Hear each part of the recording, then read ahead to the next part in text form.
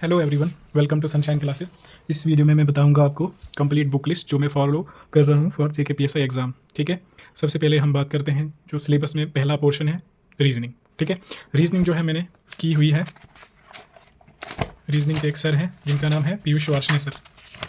ठीक है, पीयूष वार्ष्णेय सर से मैंने कंप्लीट रीजनिंग का जो कोर्स लिया हुआ है कैरियर विल से, वहाँ से मैंने कंप्लीट रीजनिंग की हुई है। ठीक है, हर एक टॉपिक डिस्कस किया हुआ है उन्होंने रीजनिंग। ठीक है, रीजनिंग के लिए मैंने पीयूष वार्ष्णेय सर से पढ़ी है। उसके बाद मैं प्रैक्टिस कर रहा हूँ इस अरिहंत की बुक से, रीजनिंग प्रैक्टिस कर रहा हूँ। ठीक है, उसके बाद हमारा आता है दूसरा पोर्शन जो कि है मैथमेटिक्स का। मैथमेटिक्स के लिए मैंने कोर्स लिया हुआ है अमित सर का, जिनका कोचिंग सेंटर उधमपुर में है। ठीक है, सिलेबस हमारा कंप्लीट हो गया, बहुत अच्छे से पढ़ाया सर ने। जैसे हम ओपन करते हैं स्टैटिस्टिक्स के कुछ नोट्स, आप देख सकते हो। टाइप वाइज डिस्कस करते हैं सर, बहुत ही बढ़िया तरीके से पढ़ाया हुआ है। तो प्रैक्टिस के लिए भी हम इन्हीं के जो एमसीक्यूज़ देते हैं, मैथ की प्रैक्टिस हम वहीं से कर रहे हैं। ठीक है, अच्छे से आप ट्रेन के भी देख सकते हो क्वेश्चन, जैसे एकदम टाइप वाइज कराया है सर ने। टाइप 1 मतलब जितने भी टाइप के क्वेश्चंस बनते हैं ट्रेन पे, अच्छे से पढ़ाया हुआ है सर ने। ठीक है ना, तो मैथ के लिए मैं फॉलो कर रहा हूँ एडवांस और जो एलिमेंट्री है, दोनों मैथ के लिए अमित सर। ठीक है, और प्रैक्टिस जो एमसीक्यूज़ हैं मैं इनके भी कर रहा हूँ, और एक पिनेकल की बुक आती है वहाँ से भी मैं मैथ की प्रैक्टिस कर रहा हूँ। ठीक है, 2-3 पोर्शन हो गया हमारे, यानी मैथ भी हो गया और रीजनिंग भी हो गया। मैथ में दोनों यानी एडवांस और एलिमेंट्री। ठीक है, उसके बाद हम बात करते हैं इंग्लिश की। इंग्लिश के लिए मैंने फॉलो किया हुआ है डिवोशन इंस्टीट्यूट। ठीक है ना, इनकी 50 वीडियोज़ की एक प्लेलिस्ट थी, वहाँ से मैंने कंप्लीट जो है इंग्लिश का ग्रामर कंप्लीट पढ़ा हुआ है। उसके बाद जो प्रैक्टिस है, प्रैक्टिस में इंग्लिश इस बुक से कर रहा हूँ। एसएससी इंग्लिश 197 सेट्स हैं इसमें, एसएससी सीजीएल और वेरियस एग्जाम्स के जो एसएससी कंडक्ट करती है। ठीक है, उसके बाद जो हमारा वोकैब पोर्शन आ गया और इडियम फ्रेजेस वाला पोर्शन आ गया, वो मैंने कंप्लीट किया हुआ है। और सिनोनिम एंटोनिम्स वो मैंने कंप्लीट किया हुआ है, black book of English vocab एक बुक आती है, वहाँ से मैंने किया हुआ है। ठीक है, इंग्लिश भी हो गया। अब हम बात करते हैं कंप्यूटर की। कंप्यूटर के लिए मैंने तानिया मैम का जो जेके एग्जाम क्रैकर ऐप पे है, वो कोर्स लिया हुआ है, और वहाँ से मैं कंप्लीट जो है कंप्यूटर मैंने वहीं से पढ़ा हुआ है। ठीक है, और प्रैक्टिस भी तानिया मैम यूट्यूब पे भी करवा रही हैं, और ऐप में भी उन्होंने अच्छे से एमसीक्यूज डिस्कस किए हुए हैं कंप्यूटर के। ठीक है, और एक ये बुक आती है, इससे भी मैं कंप्यूटर और वेरियस सब्जेक्ट्स जितने भी जेके एसएस रिलेटेड एग्जाम्स हैं उनके एमसीक्यूज डिस्कस और यहाँ से सॉल्व कर रहा हूँ। ठीक है, उसके बाद हम बात करते हैं साइंस की।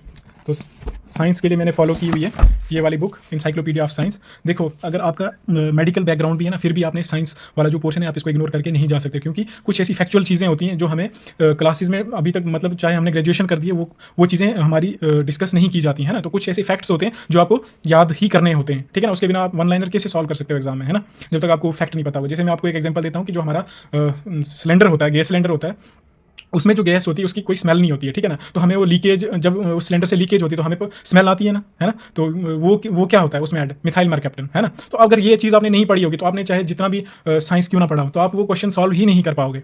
ठीक है ना, मेरी बात, आई होप मेरी बात समझ रहे होंगे आप। उसके बाद साइंस के लिए मैं ये एक gist of NCERT one liner भी फॉलो कर रहा हूँ। ठीक है, साइंस भी हो गया अब हमारा। अब हम बात करते हैं कुछ पोर्शंस बाकी जो जीएस के हैं, जैसे एंशिएंट हिस्ट्री, मेडिवल, मॉडर्न। ठीक है, ज्योग्राफी हो गया, इकोनॉमी हो गया, पॉलिटी हो गया, मैं तरुण गोयल की बुक से कर रहा हूँ। ठीक है, ये हो गया। उसके बाद जो है प्रैक्टिस एमसीक्यूज, जो मैं प्रैक्टिस कर रहा हूँ वो इस बुक से कर रहा हूँ। ठीक है, 14,000 प्लस एमसीक्यूज हैं इस बुक में। तो अच्छे से, मतलब यार देखो, प्रैक्टिस के बिना सिलेक्शन लेना नामुमकिन है ना। आप जितना स्टडी कर लो, आपको प्रैक्टिस करनी ही पड़ेगी। कुछ चीज़ें ऐड ऑन होते जाती हैं, वो मैं साइड पे कॉपी पे क्या कर लेता हूँ, नोट कर देता हूँ, फिर उनको रिवाइज करता हूँ।